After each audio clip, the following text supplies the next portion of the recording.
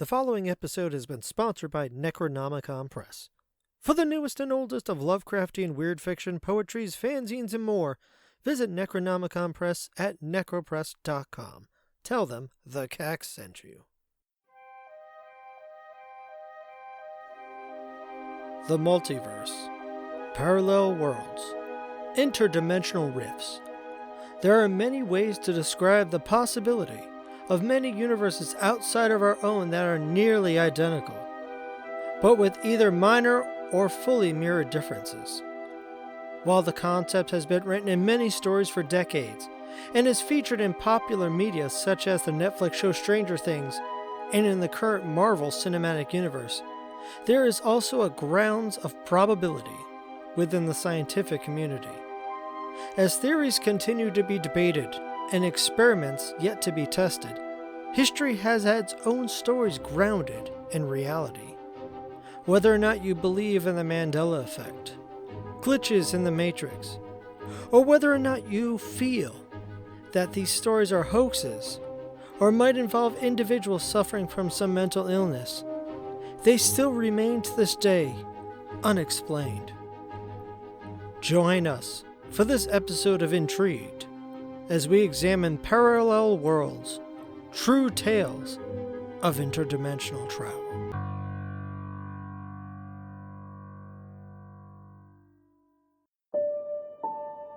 One of the most infamous and oldest accounts of parallel worlds took place in the mid-12th century, about 38 miles east of Cambridge, England, in the town of Woolpit. The town's name came from its wolf pits, large traps dug out of the earth to capture wild animals. It was next to one of these pits. The villagers tending the land during the harvest came upon two children, a boy and a girl. The children spoke in an unknown language and wore clothes that no one could recognize. But what was even stranger was their skin. It was completely green all over. The children were terrified, but the concerned villagers brought them to the home of Richard Decan, an educated man who took them in. As days went by, the children refused to eat whatever they were offered, regardless of how much they were starving, whether it be meat, bread, or broth. It wasn't until they laid their eyes on a basket of raw fava beans they found something they could recognize and quickly devoured them. Was it the green vegetable that appealed to their green nature? In time, the children would become accustomed to their new surroundings. They would begin to eat other foods, and over time their skin turned a shade similar to everyone else. The younger boy, unfortunately, soon became very ill and passed away. The girl fared much better and would later learn the English language and take on a new name, Agnes. Once she was able to speak to others, she began to tell the tale of their origin. She said her and her brother were from a place called St. Martin's Land, but it wasn't in England, nor anywhere else in the world. It was a place where there was no sun but twilight, and everything was just as green as their skin. One day they were tending the herd of their father's cattle that wandered into a nearby cave. While in that cave, they started to hear strange ringing noises and saw a bright light on the far end. Following it, in hopes of getting back outside, they found themselves in a new world that was very bright and of many other colors. They attempted to go back but could no longer locate that cave, nor their herd, forever trapped in their new reality. Historians continued to debate who the green children actually were. Some argue they may have come from Flemish immigrants whose parents were persecuted and killed by Henry II, though it was argued that Richard Decan would have recognized this language. Most feel the children were suffering from the green sickness, identified as sclerosis. Regardless, their legend continues centuries later to this day in poems, stories, and even in opera. In time, Agnes would recognize those ringing noises as those of the bells being rung at the nearby Bury St. Edmunds. Agnes would spend her remaining years adapting to a life in England and married a royal officer named Richard Bear. She would raise a family and live a full life like any other.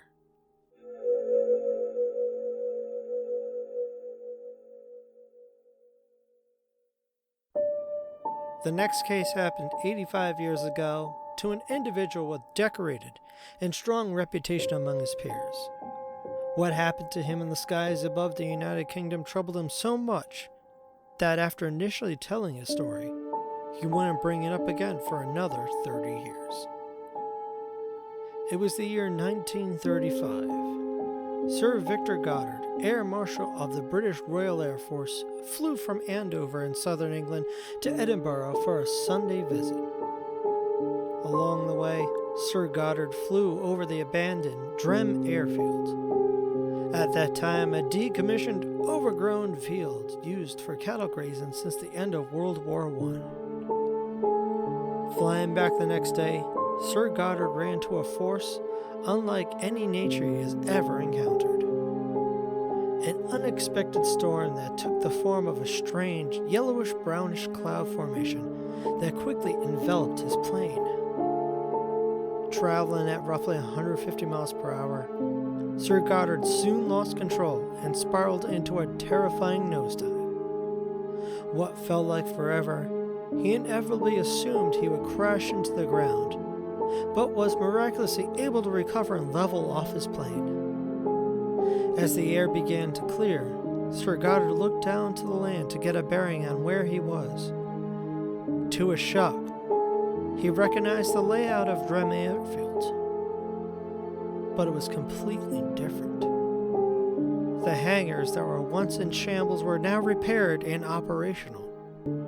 4 planes were out on the field. One of them was a monoplane, an aircraft that was not currently in the fleet of the Royal Air Force.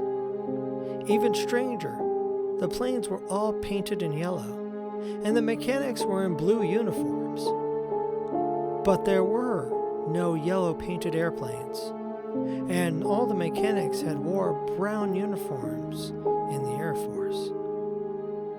While taking it all in, that same yellowish storm quickly engulfed his aircraft yet again.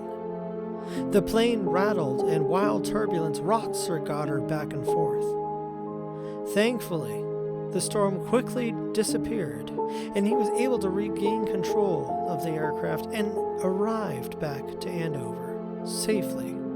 Upon arrival, Sir Goddard told a few of his friends what happened. They jeered at his story as it sounded very unlikely. Sir Goddard would never tell that story again for another 30 years. In the end, 2 things would haunt him since the incident. The first being that he never encountered such a strange storm, nor did any other pilot he speak to. The second is, in 1939, just 4 years later, the Royal Air Force not only started to incorporate monoplanes into their fleet, but would start to paint their planes yellow and change the mechanics' uniforms to the same blue Sir Goddard recounted. Did he hallucinate the event, or did he slip in and out of the future that was to come? Where there are many amateur pilots who claim to experience aerial phenomena and see strange things that can be easily dismissed, Sir Goddard was a man of credibility and experience. He served in both world wars and many famous battles on both the Western and Eastern fronts. He had been awarded several titles, including Knight Commander of the Order of Bath, Commander of the Order of the British Empire, and even the United States Navy's Distinguished Service Medal. Through all of this, he would still keep an open mind and listen to the strange experiences shared by other pilots and other servicemen. Later on, he would become involved in various communities regarding extrasensory perception all the way up to ufology. While history will remember Sir Goddard for his heroic deeds, lest we not forget all of his personal experiences and those he remembered and recorded of his other peers in the unknown.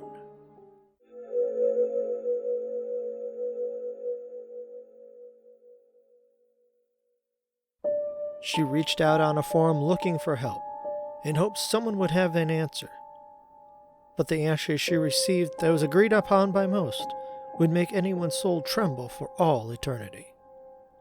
One morning in July of 2008, 41-year-old Lorena Garcia Gordo woke up to a series of strange sights and events that would change her life forever, because her life had forever changed. The first thing that caught her eye were her sheets were a different color, and then she noticed her bedspread was also different. Even more odd, the pajamas she woke up in weren't the ones she put on. In fact, she didn't even own the pair that she was wearing. Lorena looked around in confusion because she was still in her apartment, and everything else is where she had left it. She decided to shake it off and get ready for work. She'll have to deal with this another time. The rest of her morning was same as usual. Her car was the same and parked in her usual spot. She drove off to the office for a company she had been working for 20 years. As she entered the building, though, there were several faces she did not recognize, but also brushed that off as nothing. As soon as she got out of the elevator on her floor, she walked over to her office, but the name on the door was not hers. She returned to the elevator to see if she had gotten off on the wrong floor, but it was the right floor. But how could this be? Was she terminated and wasn't told? Lorena logged into her company's portal on her laptop. She found her name, but she worked in a different department on the other side of the building under a different supervisor. Lorena, now panicking, called out sick for the day. She wondered if something was wrong. Had she been drugged the night before? She immediately went to get checked out. Test results came back negative for any signs of drugs or alcohol. Lorena returned home to see if anything else had changed. Her IDs, bank accounts, and other documents seemed to be the same. News stories she remembers from the day before were still the same. To calm down, she decided to call her boyfriend she had been dating for 4 months named Augustine, who had his very own son. However, a stranger's voice answered. They had no clue who Augustine was, nor did they know his son's name. She tried every number she had related to Augustine, but no one knew anyone by that name. As it turns out, she was still dating an ex-boyfriend of 7 years, even though she recalled breaking up with him 6 months prior. She recounted to him that a couple of months after they split up, she met Augustine, got to know him and his son very well over the next few months. Determined to prove herself right, she hired a private investigator to find them. But after weeks of interviews and reviewing gathered information, the private investigator told Lorena that neither Augustine nor his son had ever existed. Lorena reached out to her family to make sure she wasn't crazy. It was during that time she asked about her sister's recent shoulder surgery. This confused her family, as her sister never had, nor was scheduled for any surgery.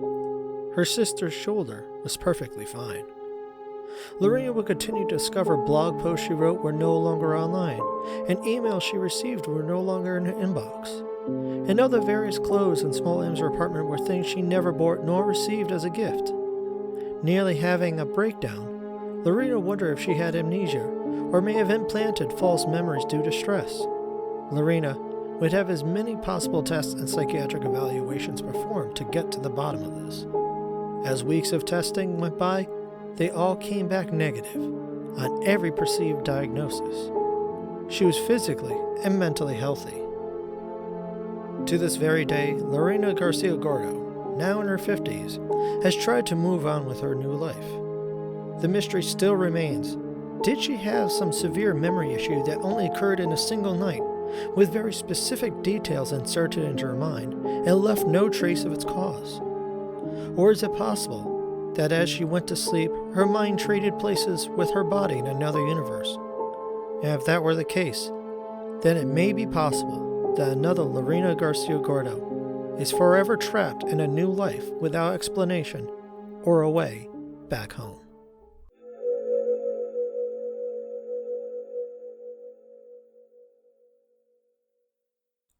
Have some people throughout history slipped through the veil of space into parallel worlds, or a wormhole into another time in our own?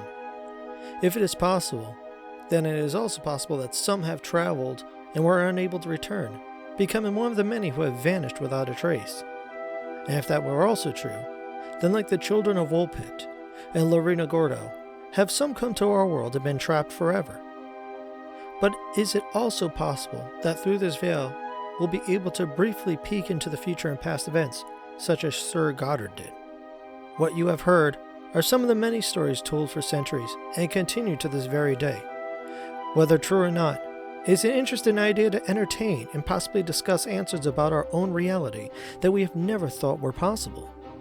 In upcoming episodes, we'll take a look at more tales of mass vanishings, strange appearances, and even glitches in what may actually be the Matrix. What are your thoughts, and have you had similar experiences? We're intrigued to know, and don't forget to join and support us at patreon.com/thecak. Until next time, sleep well, dream deep, and always let your mind be intrigued.